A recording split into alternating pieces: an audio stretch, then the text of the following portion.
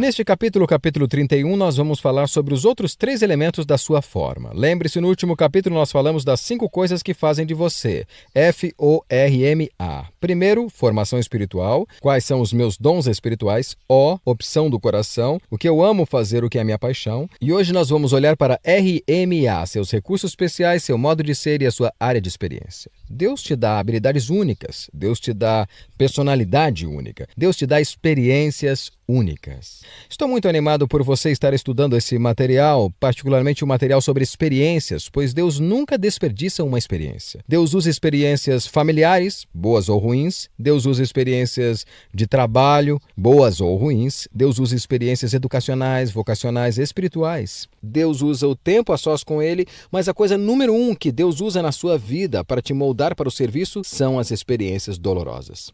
Exatamente aquilo que você menos quer falar a respeito.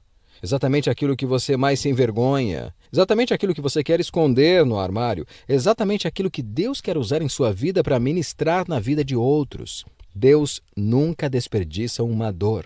Em 2 Coríntios 1, que Deus permite que nós passemos por problemas e Ele nos conforta para que nós voltemos para o lado e confortemos os outros com o conforto que nós recebemos. Quem melhor pode ajudar um alcoólatra do que alguém que lutou contra o alcoolismo? Quem melhor pode ajudar os pais de uma criança com síndrome de Down do que alguém que tem uma criança com síndrome de Down? Quem pode melhor ajudar alguém que está passando por um divórcio do que alguém que já passou pela dor de um divórcio? Quem melhor pode ajudar os pais que estão com um filho ou filha nas drogas do que alguém que já teve um filho ou filha nas drogas? Se você for honesto com Deus sobre as dores em sua vida, se você for honesto com você mesmo e se você estiver disposto a compartilhar a sua dor com os outros, Deus irá usar você de maneiras que você nunca poderá imaginar. Veja bem, nós frequentemente pensamos que iremos ajudar os outros primeiramente com nossa força, mas, na verdade, ajudamos as pessoas por meio de nossas fraquezas. Veja, se eu fosse sentar aqui hoje e te dizer, eu sou bom nisso, nisso, nisso e nisso, e eu sou muito bom nisso, você me diria, que bom para você, você é bom e eu não. E isso não lhe encoraja de maneira nenhuma. Mas se eu sentar e começar a te contar sobre os 2 primeiros anos do meu casamento com a Kay, os problemas eram tão dolorosos que nós estaríamos divorciados hoje se não tivéssemos passado por um aconselhamento cristão para casais. E aí você diria, então talvez nós também possamos conseguir? Talvez nós consigamos. E se eu te dissesse sobre os problemas em minha vida, você diria, bem, se Deus usa o Rick, apesar das dificuldades, tribulações e fraquezas, então talvez Deus também possa me usar. Exatamente aquilo que você não quer que ninguém saiba a respeito é exatamente o que Deus vai usar para ajudar os outros. Uma vida com propósitos, de Rick Warren. Dia 31. Entendendo sua forma. Sim, tu me moldaste por dentro e por fora. Tu me formaste no útero da minha mãe. Salmos 139, versículo 13. Somente você pode ser você mesmo. Deus projetou cada um de nós de modo que não houvesse réplica em todo o mundo. Ninguém tem exatamente a mesma composição de fatores que tornam você tão único. Isso significa que ninguém mais no mundo será capaz de desempenhar o papel que Deus planejou para você. Se você não fizer sua contribuição individual para o corpo de Cristo, ela não será feita por mais ninguém. A Bíblia diz: existem tipos diferentes de dons, existem maneiras diferentes de servir, há diferentes habilidades para realizar o trabalho. 1 Coríntios, capítulo 2, versículos de 4 a 6. No capítulo anterior, vimos as 2 primeiras, os dons espirituais, formação espiritual, e o coração, opções do coração. Agora, veremos o restante de sua forma para servir a Deus. Forma: aplicando os recursos pessoais. Os recursos pessoais são os talentos com os quais você nasceu. Algumas pessoas têm habilidade natural com as palavras, já nascem falando. Outras têm habilidades atléticas inatas, destacando-se pela coordenação motora. Outras ainda são boas em matemática, música ou mecânica. Quando Deus quis construir o tabernáculo e fabricar todos os utensílios para adoração, providenciou artistas e artesãos que possuíam destreza, habilidade e plena capacidade artística para desempenhar e executar trabalhos em ouro, prata, bronze e para talhar e esculpir pedras, para entalhar madeira e executar todo tipo de obra artesanal. Isso está em Êxodo, capítulo 31, versículos de 3 a 5. O Senhor ainda hoje concede essas habilidades e milhares de outras para que possamos servi-lo. As habilidades vêm de Deus. Até mesmo as habilidades usadas para pecar foram dadas por Deus. Estão apenas sendo mal utilizadas ou corrompidas. A Bíblia diz: Deus dá a cada um de nós a habilidade para fazer bem determinadas coisas. Romanos, capítulo 12, versículo 6. E visto que as capacidades naturais provêm de Deus, elas são tão importantes e espirituais quanto os dons espirituais. A única diferença é que você as recebeu no nascimento. Uma das desculpas mais comuns que as pessoas apresentam para não servir é: eu simplesmente não tenho nenhuma aptidão a oferecer. É uma afirmação ridícula. Você tem dezenas, provavelmente centenas de habilidades inexploradas, desconhecidas e ociosas que estão adormecidas dentro de você. Vários estudos revelaram que uma pessoa comum possui entre 500 e 700 habilidades, muito mais do que você imagina. Por exemplo, o cérebro pode armazenar 100 trilhões de fatos. A mente pode lidar com 15 mil decisões por segundo, como ocorre quando seu sistema digestivo está trabalhando. O olfato pode perceber até 10 mil odores diferentes. O tato pode detectar um elemento com 1 micron de espessura e a língua pode detectar o gosto de uma parte de quinino em 2 milhões de partes de água. Você é um conjunto de habilidades incríveis, uma criação maravilhosa de Deus. Parte da responsabilidade da igreja é identificar e disponibilizar essas habilidades para servir ao Senhor. Qualquer habilidade pode ser usada para a glória de Deus. Paulo orienta: assim, quer vocês comam, quer bebam, quer façam qualquer outra coisa, façam tudo para a glória de Deus. 1 Coríntios, capítulo 10, versículo 31. A Bíblia está cheia de exemplos de diferentes capacidades que o Senhor usou para a sua glória. Aqui estão apenas algumas delas: capacidade artística, capacidade arquitetônica, administração, culinária, construção de navios, produção de doces, capacidade para debates, desenho, embalsamento, bordados, escultura, agricultura, pesca, jardinagem, liderança, gerenciamento, trabalhos em alvenaria, composição musical, produção de armas, trabalhos com agulhas, pintura, plantio, filosofia, maquinarias, invenções, carpintaria, navegação, vendas, atividades militares, alfaiataria, ensino, literatura e poesia. A Bíblia diz: há diferentes habilidades para realizar o trabalho, mas é o mesmo Deus quem dá a cada um a habilidade para fazê-lo. 1 Coríntios, capítulo 12, versículo 6. O Senhor tem um lugar na igreja onde sua habilidade pode se distinguir e você pode fazer diferença. Cabe a você achar esse lugar. Deus concede a algumas pessoas a habilidade de ganhar dinheiro. Moisés disse aos israelitas: mas lembrem-se do Senhor, o seu Deus, pois é Ele que dá a vocês a capacidade de produzir riqueza. Deuteronômio, capítulo 8, versículo 18. Pessoas com essa capacidade são boas em fazer prosperar os negócios, em fechar acordos ou vendas e em obter lucro. Se você possui habilidade para os negócios, deve usá-la para a glória de Deus. Como? Primeiro, compreenda que sua habilidade provém de Deus e dê todo o crédito a Ele. Segundo, use sua empresa ou negócio para atender à necessidade de alguém e compartilhe sua fé com os que não creem. Terceiro, devolva ao menos o dízimo, 10%, do lucro para Deus, como ato de adoração. Deuteronômio, capítulo 14, versículo 23, e Malaquias, capítulo 3, versículos de 8 a 11.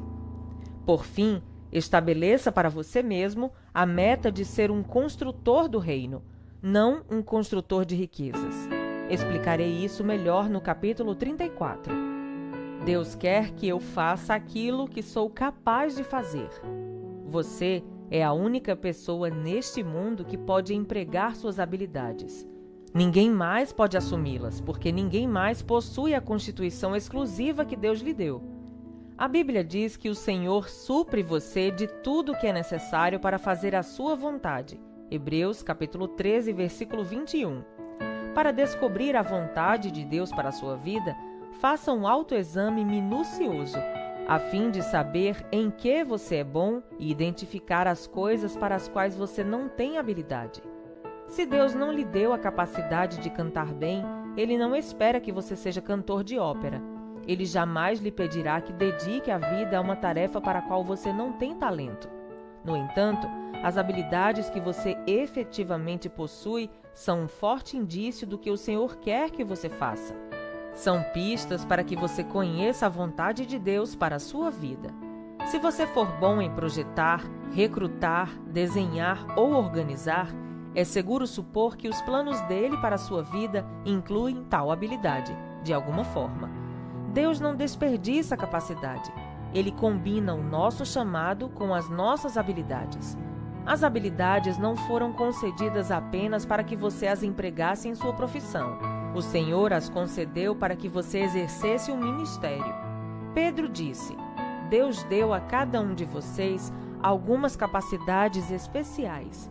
Estejam certos de a estarem utilizando para se ajudarem mutuamente, transmitindo aos outros as muitas espécies de bênçãos de Deus. 1 Pedro, capítulo 4, versículo 10.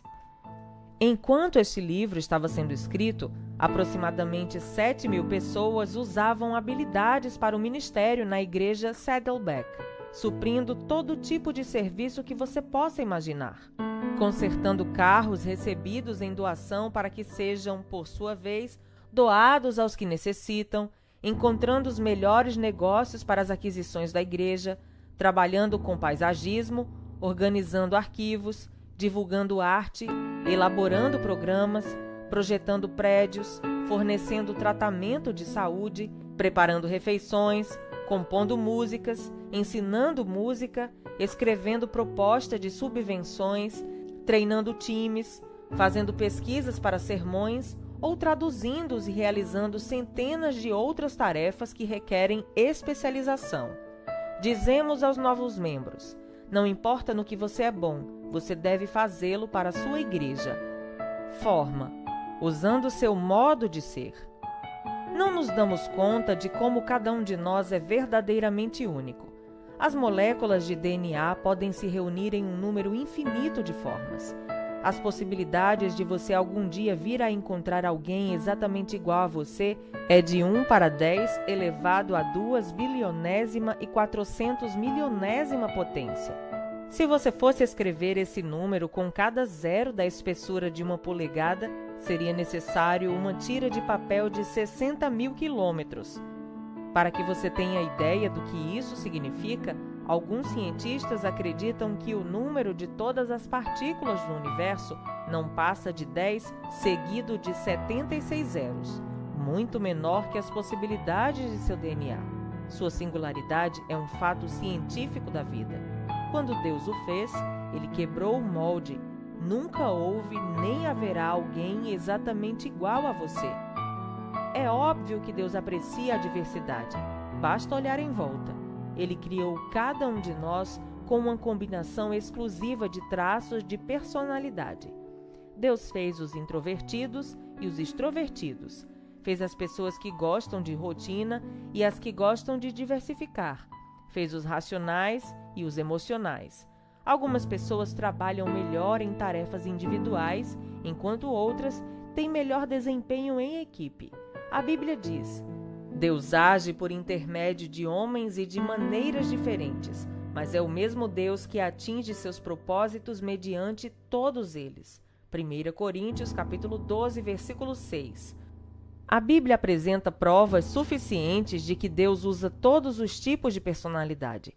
Pedro era sanguíneo, Paulo era colérico, Jeremias era melancólico. Quando você vê as diferenças de personalidade entre os 12 discípulos, fica fácil entender a razão de alguns conflitos interpessoais. Não existe temperamento certo ou errado para o ministério. Todos os tipos de personalidade são necessários para equilibrar a igreja e dar-lhe sabor. O mundo seria um lugar muito chato se fôssemos a versão feijão com arroz. Felizmente, as pessoas apresentam muito mais variedades. Seu modo de ser, isso é, sua personalidade, influenciará de maneira direta a maneira e o lugar em que você usa as habilidades e os dons espirituais. Por exemplo, 2 pessoas podem ter o dom de evangelização, mas se uma é introvertida e a outra é extrovertida, esse dom será expresso de formas distintas. O marceneiro sabe que é mais fácil trabalhar no sentido das fibras da madeira que de modo perpendicular a elas. De igual maneira, quando você é forçado a atuar de certo modo fora das características de seu temperamento, cria-se tensão e desconforto, e ainda se fazem necessárias quantidades extras de esforço e energia, sem falar que os melhores resultados não são atingidos. É por isso que imitar o ministério de alguém jamais produz resultados. Você não tem a personalidade da outra pessoa. Além do mais, Deus criou você para ser você mesmo. Você pode aprender com o exemplo de alguém, mas deve filtrar o que aprende por meio de sua forma. Temos hoje muitos livros e ferramentas que podem ajudá-lo a compreender sua personalidade, a fim de que você possa determinar como usá-la para Deus. Como num vitral, nossas diferentes personalidades refletem a luz de Deus em muitas cores e padrões. Isso abençoa a família do Senhor com intensidade e variedade, e também nos abençoa pessoalmente. É agradável fazer aquilo para o qual Deus nos preparou. Quando atua de forma coerente com a personalidade que Ele lhe deu, você se sente realizado, satisfeito e produtivo. Forma, utilizando suas áreas de experiência. Você foi formado pelas experiências que teve na vida, estando a maioria delas além de seu controle. Mas Deus permitiu que acontecessem para cumprir o propósito de sua formação. Romanos capítulo 8, versículos 28 e 29. Ao determinar sua forma para servir a Deus, você deve examinar ao menos 6 tipos ou áreas de experiência de seu passado. Experiências familiares. O que você aprendeu vivendo com sua família? Experiências educacionais. Quais eram as matérias favoritas na escola? Experiências vocacionais. Em quais empregos você foi mais eficiente e mais gostou de trabalhar? Experiências espirituais. Qual foi a época mais relevante com Deus? Experiências ministeriais. Como você serviu a Deus no passado? Experiências dolorosas. Com quais problemas, mágoas, espinhos e provações você aprendeu? É a última categoria, experiências dolorosas, que Deus mais usa a fim de prepará-lo para o ministério. Deus jamais desperdiça uma dor. Na verdade, é muito provável que seu ministério mais significativo surja de sua dor mais significativa. Quem poderia testemunhar melhor aos pais de uma criança com síndrome de Down que outro casal cujo filho apresente as mesmas características? Quem poderia ajudar melhor na recuperação de um alcoólatra que alguém que tenha combatido o demônio do alcoolismo e alcançado a liberdade? Quem poderia confortar melhor uma esposa trocada por um amante que uma mulher que tenha passado pela mesma agonia? Deus intencionalmente permite que você passe por experiências dolorosas a fim de capacitá-lo a trabalhar com outras pessoas. A Bíblia diz: Ele nos conforta em todas as aflições, de modo que podemos confortar os outros. Quando alguém estiver aflito, seremos capazes de lhe proporcionar o mesmo conforto que recebemos de Deus. 2 Coríntios capítulo 1, versículo 4. Se você realmente deseja ser usado por Deus, deve entender uma verdade poderosa. As mesmas experiências que lhe trouxeram mais arrependimento e ressentimento na vida, aquelas que você gostaria de esconder e esquecer, são as que Deus quer usar para ajudar os outros. Elas são seu ministério. Para que Deus utilize suas experiências dolorosas, você deve, antes de tudo, desejar compartilhá-las. Você precisa parar de encobri-las e deve admitir honestamente as faltas, os fracassos e os temores. Fazer isso provavelmente tornará seu ministério mais eficiente. As pessoas são sempre mais encorajadas quando lhes contamos que a graça de Deus nos ajudou no momento de fraqueza do que quando fazemos alarde de nossa força. Paulo compreendeu essa verdade, por isso era honesto sobre seus acessos de depressão. Ele admitiu: "Eu acho que vocês devem saber, amados irmãos, que tempos difíceis nós atravessamos na Ásia. Fomos realmente esmagados e oprimidos, e tivemos medo de não conseguir sobreviver. Sentimos que estávamos condenados à morte e percebemos como éramos fracos demais para socorrer-nos a nós mesmos. Por isso, porém, foi bom, porque assim nós colocamos tudo nas mãos de Deus, o único que poderia salvar-nos, pois é capaz até de levantar os mortos. E Ele nos ajudou mesmo, e nos salvou de uma morte terrível. Sim, e esperamos que Ele faça assim sempre." 2 Coríntios, capítulo 1, versículos de 8 a 10. Se Paulo tivesse mantido em segredo esse momento de dúvida e depressão, milhões de pessoas jamais haveriam se beneficiado dela. Somente experiências compartilhadas podem beneficiar os outros. Aldous Huxley disse: "Experiência não é o que acontece com você, é o que você faz com o que acontece com você." O que você fará com suas experiências? Não desperdice a dor, use-a para ajudar outros. Após analisar as 5 vias que Deus utiliza a fim de moldá-lo para o ministério, espero que você chegue a um profundo reconhecimento da soberania de Deus e obtenha uma ideia clara de como Ele o preparou para o propósito de servi-lo. Utilizar a sua forma é o segredo tanto da frutificação quanto da realização no ministério. Você será realmente eficiente quando utilizar seus dons espirituais e habilidades na área de interesse de seu coração, de modo que obtenha a melhor expressão de sua personalidade e de suas experiências. Quanto mais adequada a combinação, mais bem-sucedido você será. Dia 31. Pensando sobre meu propósito de vida. Tema para reflexão: ninguém mais pode ser eu. Versículo para memorizar: Deus deu a cada um de vocês algumas capacidades especiais. Estejam certos de a estarem utilizando para se ajudarem mutuamente, transmitindo aos outros as muitas espécies de bênção de Deus. 1 Pedro, capítulo 4, versículo 10.